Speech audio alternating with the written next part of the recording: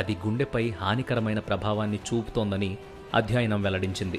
ఇలాంటి శబ్దాల వల్ల గుండెపోటు, బ్రెయిన్ స్ట్రోక్ మరియు రక్తం గడ్డకట్టడం వంటి ప్రమాదాలు జరగడానికి అవకాశాలు ఎక్కువ ఉంటాయి.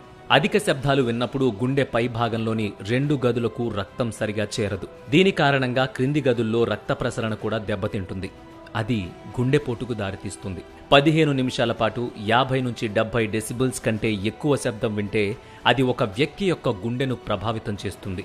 60 డెసిబుల్స్ కంటే ఎక్కువ సంగీతాన్ని వినడానికి అలవాటు పడితే వినికిడి శక్తి కూడా కోల్పోవచ్చు.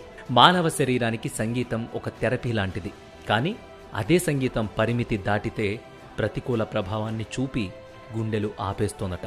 వినోదం కోసం సంగీతం వినడం తప్పు కాదు, కానీ ఆ వినోదం ఖరీదు ఒక మనిషి ప్రాణం కాకుండా చూసుకోవడం అందరి బాధ్యత. అందుకే ఈ ముఖ్యమైన సమాచారాన్ని ప్రతి ఒక్కరికి షేర్ చేయండి.